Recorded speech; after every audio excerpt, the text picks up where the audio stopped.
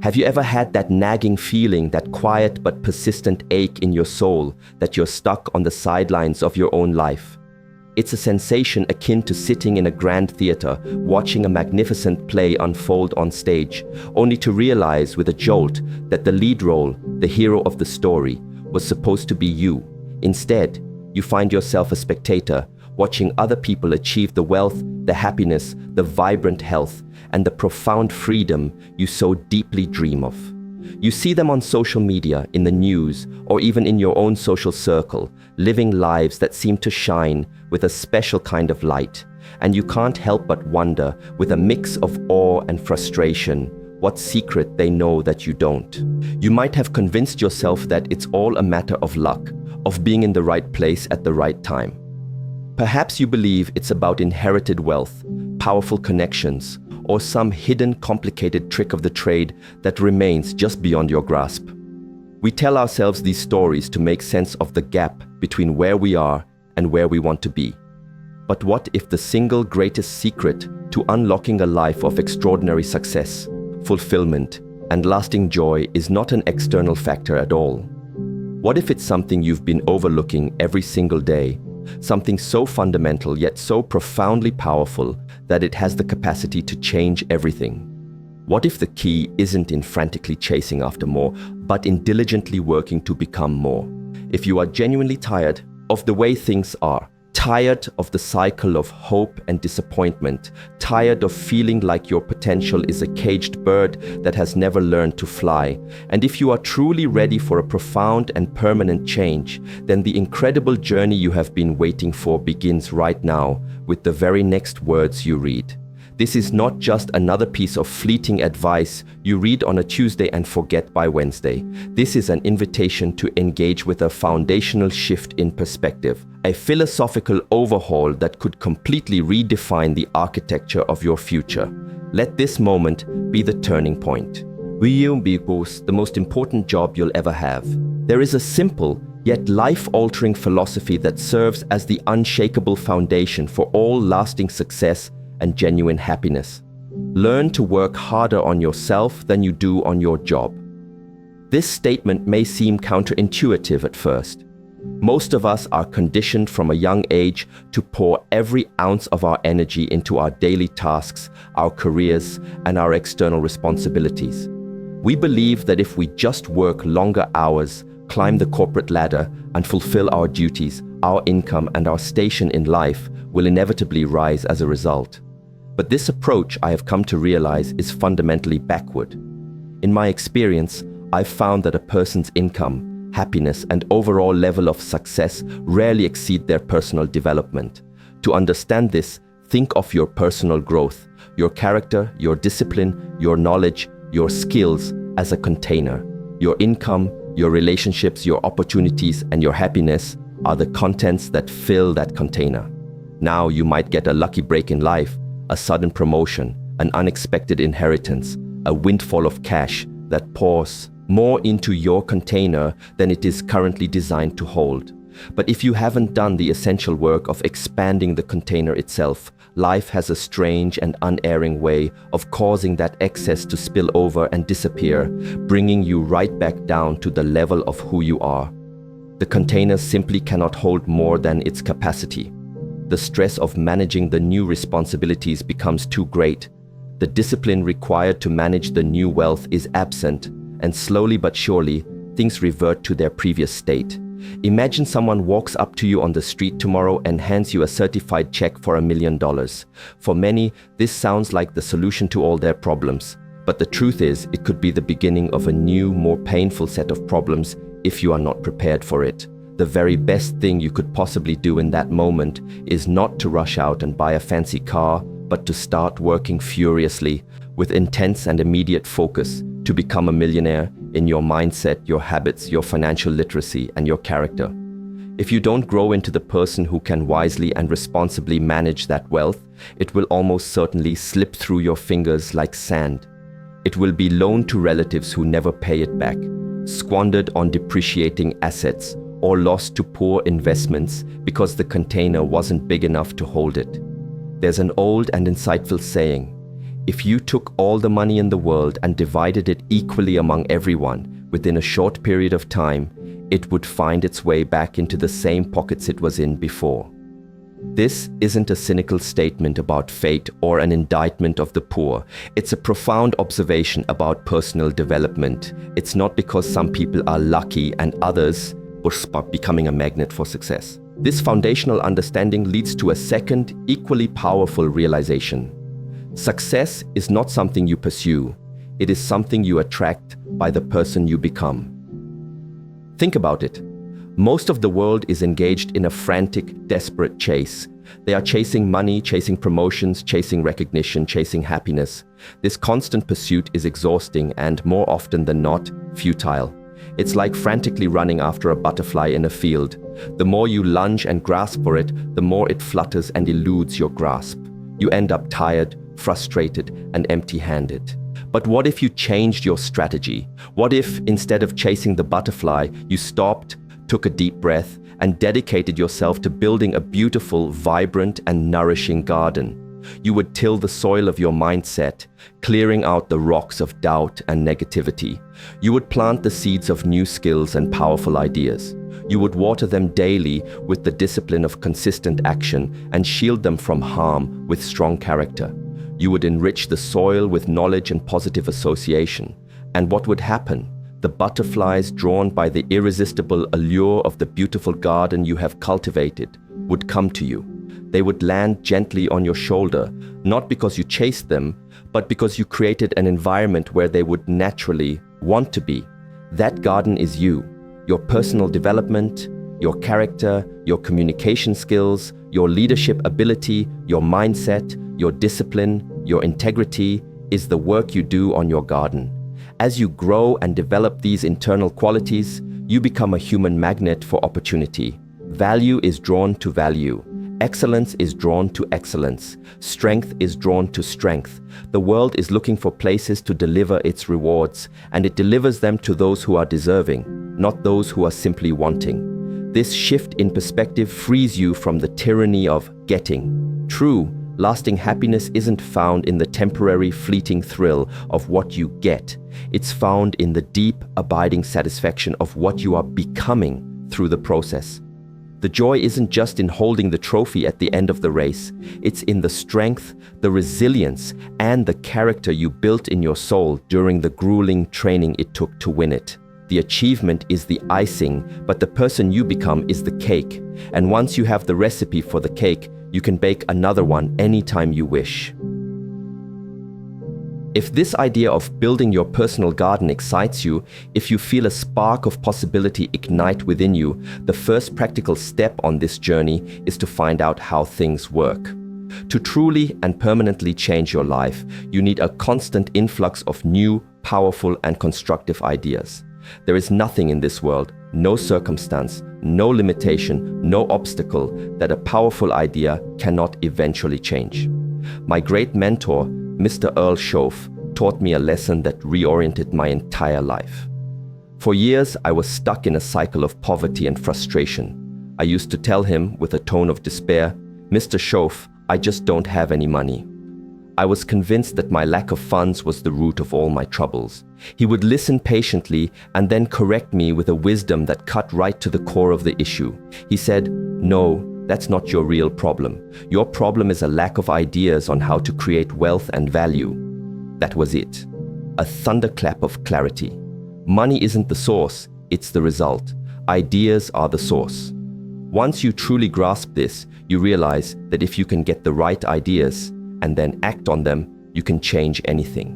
To get those ideas, you have to become a dedicated, lifelong student. Not just a casual learner, but a formal student of life. If you want to be successful, you must study success. If you want to be happy, you must study happiness. If you want to be wealthy, you must study wealth. Don't just cross your fingers and hope for the best. That's the amateur's approach. The professional makes success a formal, deliberate study. When you discover an idea that resonates with you, something that feels true and workable, do not trust it to your memory alone. Our minds are brilliant factories for creating ideas, but they are very poor warehouses for storing them. Write it down. Purchase a journal and make it your constant companion. Capture the quotes, the insights, the strategies, and the flashes of inspiration that come your way. This simple act of writing it down begins to solidify the idea in your consciousness, but it also allows you to perform the next critical step: repetition. You must go over your notes, your captured ideas, again and again and again. Review them in the morning, during a break in your day, and before you go to sleep. Through this constant spaced repetition, one day, almost as if by magic, that abstract idea will slip past the guardian of your conscious mind and take root in the fertile soil of your subconscious. It will begin to grow there silently and powerfully until it starts to manifest itself in your daily choices, in your bank account, in the way you carry yourself, in your personality, and eventually in your entire lifestyle. An idea, once it takes root in the subconscious, becomes a powerful, automatic force for change. There are three primary, time-tested ways to gather these life-changing ideas. First, you must read. Every single successful person I have ever known or studied has been a voracious reader. Their insatiable curiosity drives them to know more, to understand more, to become more. You must become self-educated. A standard formal education will get you a standard life, and you can simply look around you at the results of a standard life and ask yourself if that is what you truly want. For most people, it's a life of quiet compromise. To go beyond that, to live an exceptional life, you have to take your education into your own hands. You can certainly learn from your own experiences, and you will, but that is often the longest, most painful, and most expensive school there is. A much smarter and more efficient way is to learn from the curated experiences of others. A single book might contain lessons and insights that took its author 20, 30, or even 40 years of trial and error to learn. For the price of a few cups of coffee, you can buy decades of experience, saving yourself years of painful mistakes. There are books on how to be a more effective leader, a more persuasive speaker, how to build unshakable confidence, and how to forge a stronger, more resilient character. Hundreds of the most successful and wisest people in human history have poured their life's secrets into books. And yet, tragically, most people will not take the time to read them. You don't have to become a hermit and read all night, but can you dedicate just 30 minutes every single day to reading something positive, instructional, and inspiring? It is a small, simple discipline that, compounded over time, pays the highest returns of any investment you will ever make. Second, you must learn to listen. Be intentional about who you spend your time with. Get around the people you want to be like, and when you are with them, be a world-class listener. Absorb not only what they say, but how they say it. Listen for the nuances in their vocabulary, the optimism in their tone, the structure of their thinking. But don't just learn from the successful, you can also learn powerful lessons from the unsuccessful. Find out what poor and unhappy people read and don't read it. Listen to their conversations, which are often dominated by blame, complaint, and gossip, and take meticulous mental notes on what not to do. This is incredibly valuable information for avoidance, but focus the majority of your energy on learning from the positive. And here is one of the most powerful and misunderstood pieces of advice you will ever receive. Poor people should take rich people out to dinner. The immediate reflexive reaction from most is, "What? He's rich, let him buy his own dinner. Why should I spend my last $50 on him?" That very mindset, that scarcity thinking, is the invisible cage that keeps people stuck. If you're not doing well financially, one of the single best investments you can possibly make is to spend $50, $100, or even $200 to sit across a table from a successful, wise person for a couple of hours. Ask thoughtful questions, and then listen. Over the course of a meal, they are likely to drop ideas, perspectives, and insights into your lap that could multiply your income and radically change the trajectory of your life forever. A $100 investment for $1 million idea is the greatest bargain on earth. Third, you must observe. Be a keen student of life. Success leaves clues, and you can pick up a tremendous amount of valuable information just by being a careful, attentive watcher. Watch how successful people carry themselves, their posture, their confidence. Watch how they shake hands, firmly and with eye contact. Watch how they interact with service staff, often with kindness and respect. Watch how they handle unexpected challenges and setbacks, often with poise and a focus on solutions rather than problems. People who do well in life consistently do certain things over and over again. They have patterns and rituals. If you are clever, you can identify and begin to adopt these patterns for yourself. If you see someone who is earning a fortune and living a life you admire, watch everything they do, even how they walk. Someone might scoff and say, "That's a silly, confident walk," but if it's a $10,000 a month walk, it might just be worth trying on for size. Be an unusual person. Be a student of the obvious. There are two primary ways to see the world. One is with your physical eyes, which is called sight, and the other is with your mind, which is called insight. When you use your eyes, you see things as they are. When you use your mind, you see things as they could be. You see answers, opportunities, and connections. The key to developing both sight and insight is to simply pay attention. Wherever you are, be there. Don't be physically in one place while your mind is a million miles away. Be present. Don't miss a thing. The world is constantly offering you a masterclass in success and failure, and your tuition is simply your attention. From knowing to doing, the power of action. Gathering knowledge through reading, listening, and observing is the essential first part of the equation, but it is only the beginning. Knowledge alone is not power. It is only potential power. The second and arguably more critical step is to go to work. All the books, seminars, and mentors in the world will not make a shred of difference in your life until you translate what you have learned into disciplined, consistent action. If there's one thing in this life to get truly excited about, it is your own God-given ability to make yourself do the things you know you need to do. Stop for a moment and think about that. What could you make yourself do, starting tomorrow, that would completely alter the course of your life for the better? The possibilities are thrilling and endless. This is where the virtue of discipline comes into play, and the secret to building unconquerable discipline is to start small. Get genuinely excited about the little disciplines, because they are the humble building blocks for the great ones.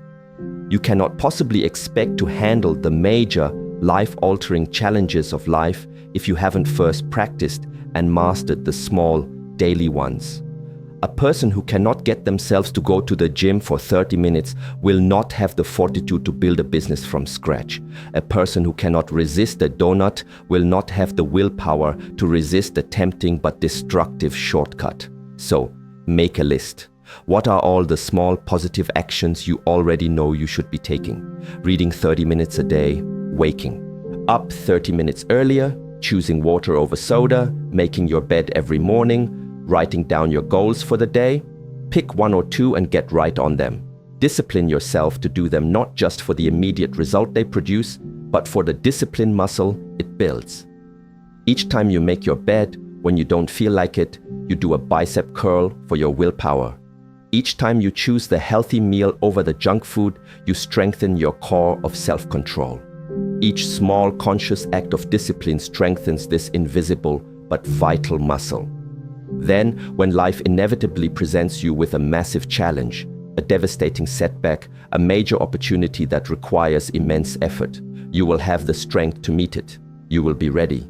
But if you neglect the small disciplines, if you let that muscle atrophy, you will surely crumble before the big ones. Don't let your learning lead only to knowledge, or you will become what the ancients called a fool, a person who knows the path but never walks it.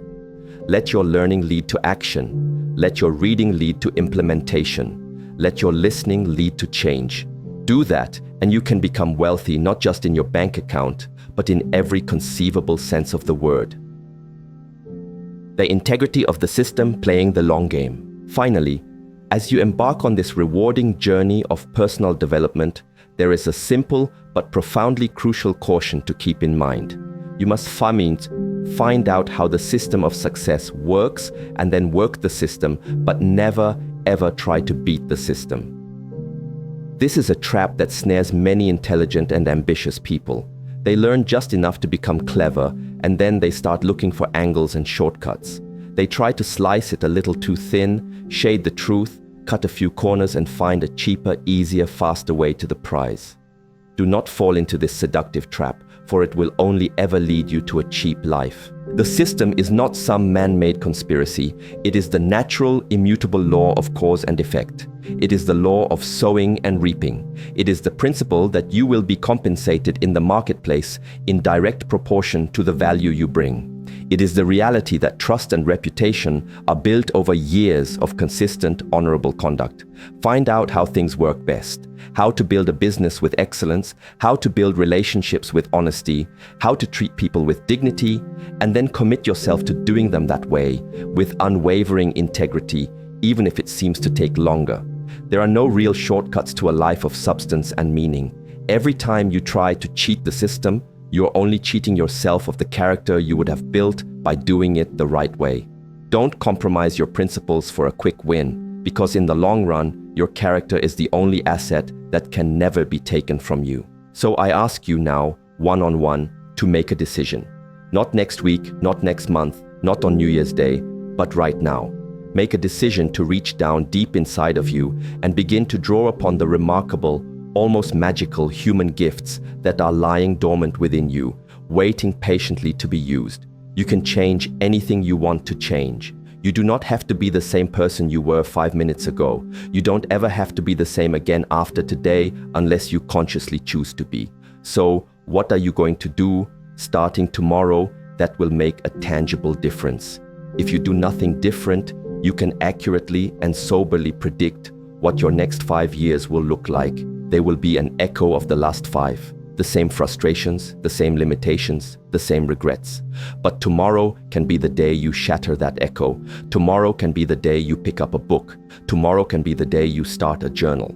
Tomorrow can be the day you begin a small new discipline. The power to remake your life is not in your circumstances. It is and always has been in your choice. Any day you wish, you can change your entire life. Why not today? The journey of 1,000 miles begins with a single step. Take that step. Begin.